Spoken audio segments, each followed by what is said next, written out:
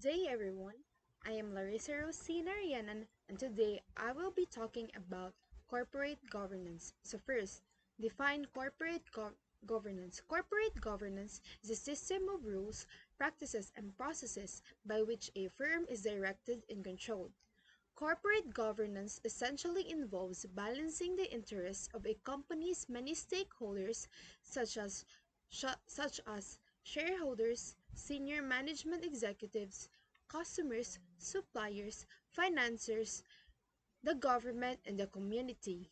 Since corporate governance also provides framework for attaining a company's objective, it encompasses practically every sphere of management, from action plans and internal controls to performance of measurement and corporate discussion.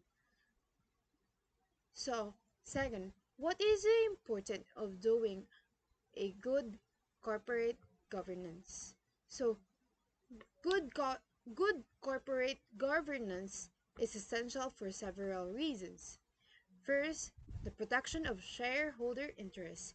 It ensures that the interests of the shareholders are safeguarded, promoting investor confidence and trust in the company. Second, it enhances corporate performance. Effective governance structures contribute to improve corporate performance, sustainability, and long-term value creation. Third, stakeholder confidence. It fosters trust and confidence among stakeholders, including employees, customers, suppliers, and communities, by ensuring ethical product, transparency, and accountability. Next is compliance and risk management. So, good governance practices help companies comply with laws, regulations, and ethical standards, reducing legal and reputational risk. Next is access to capital. Companies with strong governance frameworks are more likely to attract investment, capital, and financing at favorable terms. And lastly, long-term sustainability.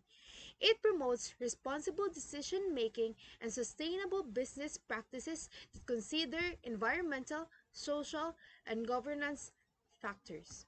Third, what are the fundamental objectives of good corporate governance, and what does corporate government governance promotes?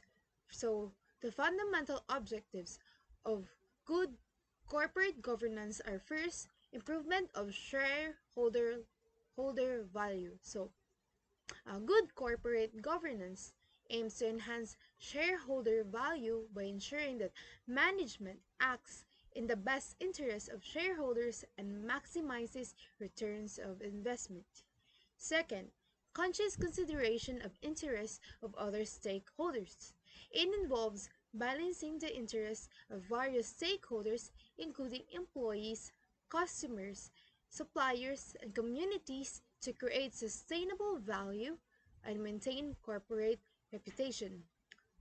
The good corporate governance promotes: first, accountability. Clear roles, responsibilities, and reporting mechanisms ensure that individuals and entities are held accountable for their actions and decisions. Second, integrity.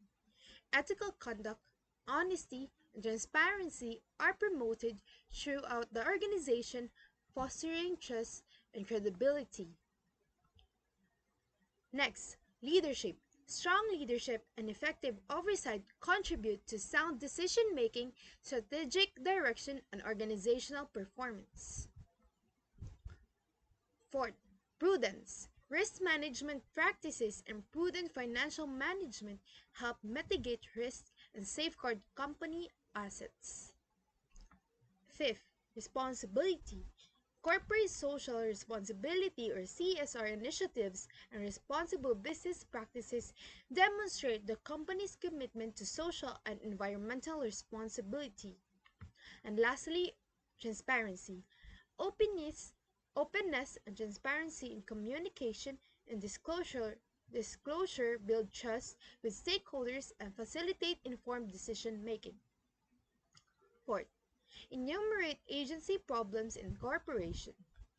Agency problems in corporations are problems are agency problems arise due to conflicts of interest between different stakeholders within the corporation. This problem includes agency relationship costs. These are costs associated with monitoring and controlling managerial behavior to ensure alignment with shareholders' interests.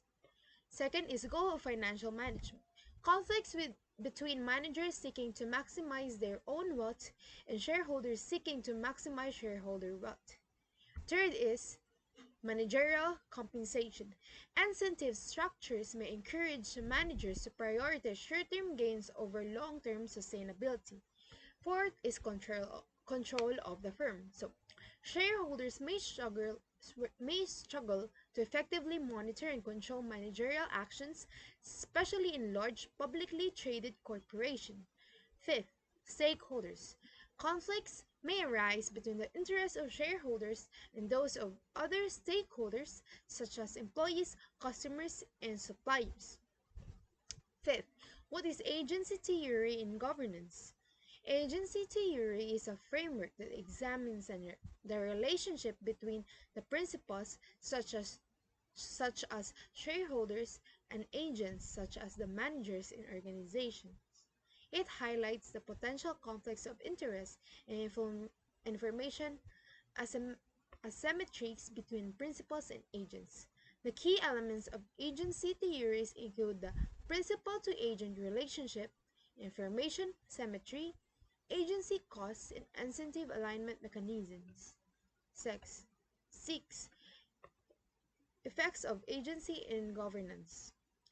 Agency problems in governance can lead to various consequences, including first, conflict of interest. Misalignment of interests between principals and agents may result in conflicts and suboptimal decision making. Second, managerial opportunism. Managers may pursue self serving interests at the expense of shareholders and other stakeholders. Third, incurrence of agency cost. Associated with monitoring, controlling, and mitigating agency problems can reduce shareholder value and organizational efficiency. Fourth, shareholders activism. Shareholders may engage in activism to influence corporate governance practices and hold management accountable. Fifth is managerial defensiveness. Managers may adopt defensive strategies to protect their positions and resist oversight or intervention from shareholders or external parties. So, the last question. What are the roles of non-executive directors, CFO, an audit committee, and auditor's duty? So the roles of non-executive directors are first, strategy. They provide independent oversight and strategic guidance to the board and management. Next is establish networks.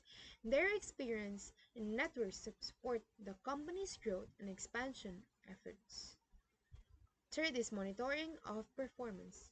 Monitor executive They monitor executive performance, ensure compliance with laws and regulations, and safeguard shareholder interest. And lastly, audit. They participate in audit committee activities and review financial reporting and internal controls. What are the roles of a CFO or Chief Financial Officer? First, implements internal controls. The CFO is responsible for establishing and maintaining effective internal control systems to safeguard assets, ensure accuracy of financial reporting, and compliance with laws and regulations. Second, supervises major impact projects.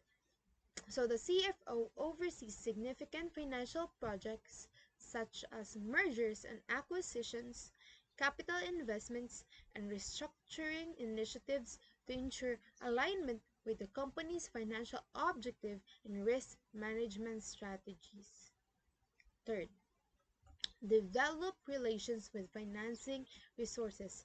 So CFO manages relationship with external financing sources such as the banks, investor, and creditors to secure funding, negotiate terms, and optimize capital structure. Fourth, advisor to management.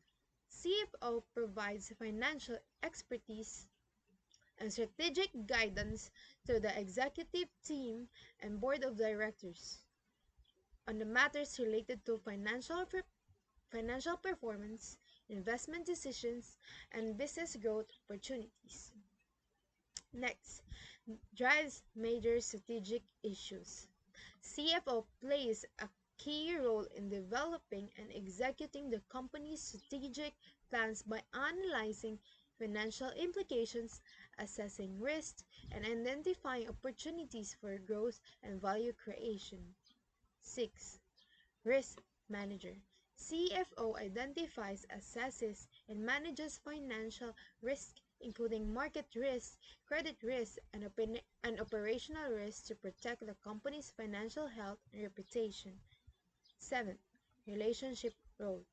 CFO maintains relationships with key stakeholders such as investors, analysts, regulators, and auditors to ensure transparency, trust, and effective communication. Lastly, objective referee. CFO serves as an objective and impartial decision maker in financial matters, ensuring that financial reporting and decisions are based on accurate and reliable information. Next is the roles of audit committee. First is risk identification and response. Audit committee identifies and assesses financial and operational risk faced by the company and oversees the implementation of risk mitigation strategies. Second, pressure to manage earnings. Audit committee monitors financial reporting practices to prevent earnings management or manipulation and ensure compliance with the accounting standards and regulation. Third, internal controls and company growth. Audit committee Audit committees evaluates the effectiveness of internal controls systems and financial reporting processes to support the company's growth objectives and enhance shareholder value. So what are the auditor's duties? The auditor's duties typically include first, independent audit.